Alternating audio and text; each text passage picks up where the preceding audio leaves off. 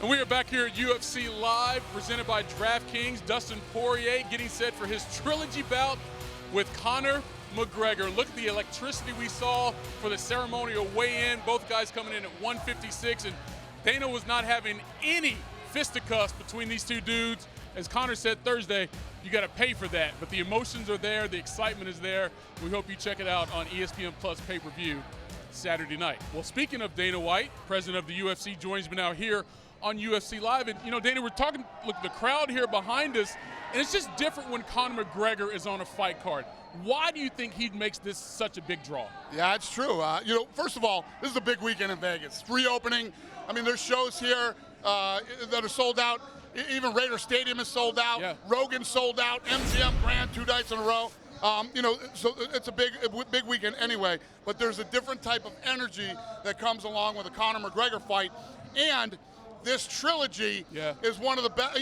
People love trilogies. Yes. This is a great trilogy.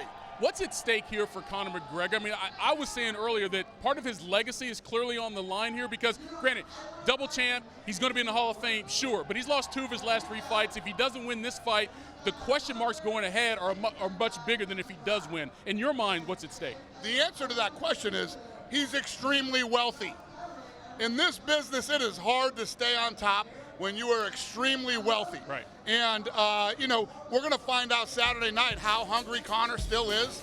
And for Dustin Poirier, this kid could have fought for the title. Yes.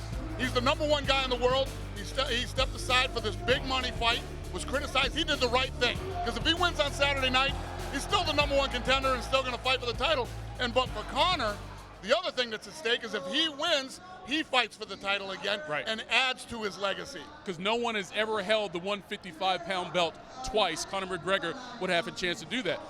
Well, from an expectation standpoint, Dana, what are you expecting from this fight, considering that the first 2 fights were so different? It was 2 knockouts, but how they happened and who won, completely different situations. It's so true.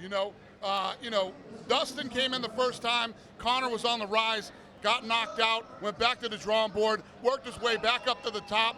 And then for Conor McGregor, the word is if you talk to Conor overlooked him. He was looking at a possible Pacquiao fight, things like that. All these questions that we ask and all the things that we think about are what add to the excitement of the trilogy on Saturday night. And all the questions will be answered once they get in the octagon. One question before I let you go. We talked about how big of a draw Conor McGregor is. In terms of what you're expecting in terms of numbers here, the pay-per-view buys, what kind of Saturday night extravaganza are we talking about? Most pre-buys we've ever had, international and in the U.S. Really? For any fight ever. Most celebrities that have ever been coming to a fight. I mean, this place sold out.